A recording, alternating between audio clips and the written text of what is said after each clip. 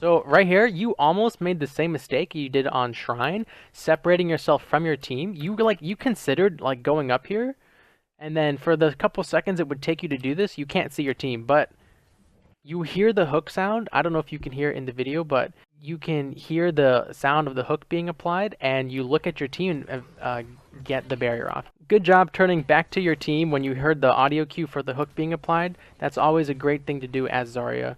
And you use two barriers and you get 40 energy. That's better than 20 energy. I think you missed your personal shield is what happened here. Oh no, what happened is you barriered the hook a little late, but still better than not burying it, so you didn't get much energy for it. But you do get a great personal shield here, right? Junkrat, like I said, wait for him to shoot at you before you eat that, before you use your shield to make sure you eat that spam, and you do a great job of that here. Focus Winston is weak. Hog's weak. Where is he? That is a great. I was hoping you're gonna bury your Roadhog right here. Like he doesn't have a hook, but he's your other tank. He's your other frontliner. So you see him with your eyes. Re-entering this fight. He is gonna be the focus of all these enemies. So this is a really good barrier. It gives us a bunch of energy. Now we're entering this fight with 63 energy and a personal shield. Wait, I think I think we used our personal shield right as we got it. Oh, right here is probably when I would have used it. You just a hair late. So again, not a mistake per se, just a small improvement because when we're watching a VOD back like this, we can say, oh, you should have shielded here, but in game it's much harder to know. So again, just a small improvement when you want to attack like this, especially into a Junkrat. Use your shield just like you see the reason before I know I was saying wait for him to shoot and then use your shield. And this is kind of like the fine line between that. We see him shooting because of this grenade, but he hasn't like shot like 3 rounds at us. So this is like the perfectly fine line of when you want to be shielding yourself versus an enemy combatant. Your Mercy's keeping you up, which is really good. You're such high energy, and there's so many squishy enemies on the point. I want to see some grenades. I want to see you use more grenades to like hit them when they're grouped up. Like right here, they're just like one. There's a Mercy in this corner. I would just go straight for her. And two, they're like kind of grouped up, so a grenade will do a lot of damage. Yeah. Get the Mercy. Get the Mercy. Oh, the target focus is on point though. You went right for that Mercy. Watch the hook. Uh-oh, that's unfortunate. Oh, this Mercy loves you.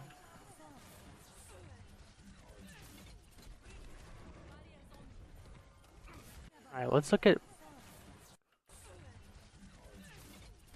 So great bubble. You tried to bubble your Roadhog, which would have been the optimal bubble, but that's okay. Thank you. Thank you. Thank you. Man, this Roadhog has your number. Your personal shield there. Let's see. So there's this line again of aggression versus passivity, and I think in this moment you were too passive. So the reason why is because you were just resurrected, so you have full health. You have you get your barrier like a second or two after you respawn. Let's just go back and make sure. Right here is when I wanted you to get aggressive, right? They literally walled themselves in. You have Reaper here, you have Roadhog here, you have Mercy here. You guys have the numbers, and so you can afford to get in their face with this personal shield and be a threat. Now, you're at 0 energy, and they should know that because they just saw you get resurrected, but by getting in their face and using the shield and attacking them, you're forcing them to give you energy. And so you can pressure this Mercy, pressure this soldier. And I mean, even this Mei, she's really weak here. So, but what ends up happening is we're just kind of dancing, right? We're not sure what we want to do, and we're not shooting. We're kind of shooting, but we're just, kind of in and out of our decision making. And then finally we decide to retreat, and Roadhog kills us. So I think the decision to retreat was the incorrect one, and I mentioned why I think we could have been aggressive there, especially with the numbers we had. So just another improvement to be made there. You did you have a great understanding for the most part of the aggressiveness versus passivity versus being passive. I'm not even sure passivity is a word. Anyway, but these last 2 rounds, round 4 and this round 5, we're kind of seeing that a solid understanding or a solid foundation of the aggression versus being passive kind of, decay a little bit because we've made these mistakes.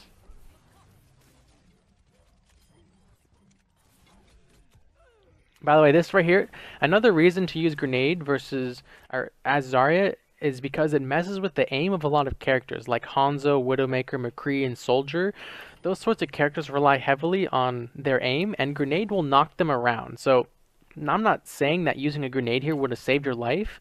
It might have killed him because he was so weak, and it might have like knocked him up, and maybe you could have killed him. It's just an option, just something to keep in mind that it messes with people's aim.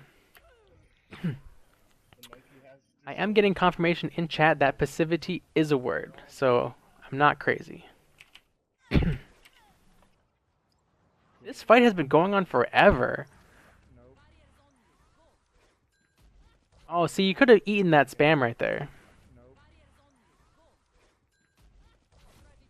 Oh, actually, I take it back. You played it perfect. So you dodged this first grenade, but then right here you come back, you see him shoot at you, and you use the shield. So this is the like perfect example of fighting a Junkrat.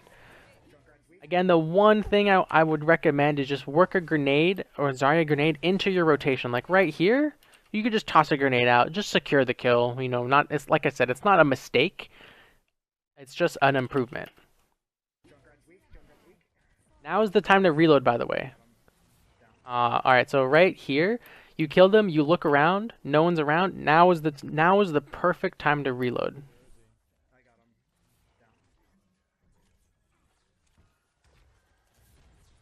him. Down. That was a great initial grenade onto the Zarya. I got Mercy and Grav in the back. That was great graviton.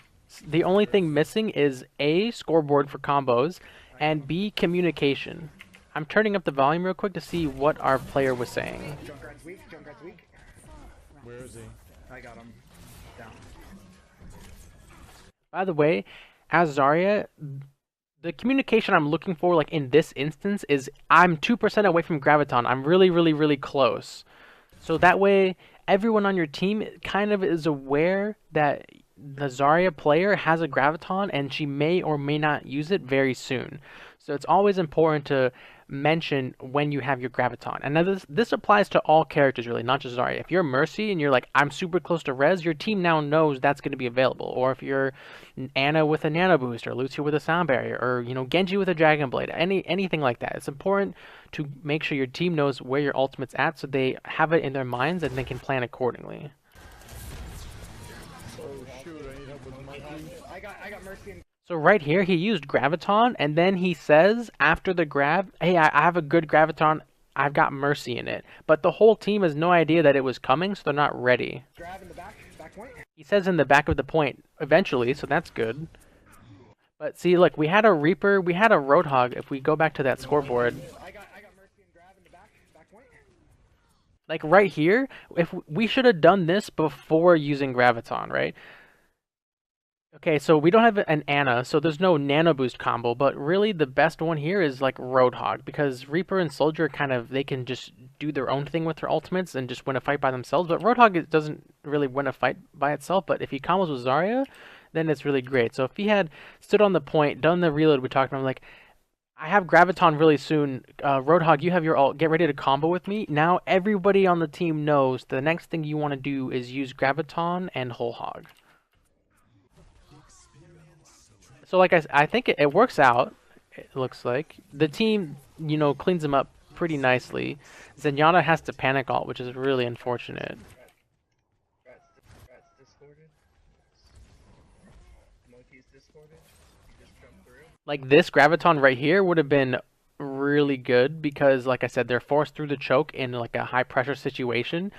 The targets you caught in your last grav were still really good, right? Catching Mercy and Graviton is always a good thing to do because it makes it's easier to kill her, and then if you kill her first, then she can't res whoever else you kill in the grav.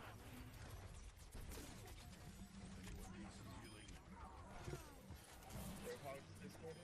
Down. Thank you. I don't know, it's looking pretty good. I think you guys are in the clear. Alright, so our Zarya player does win. It's always good to see a win, but don't let that discourage you guys from submitting losses.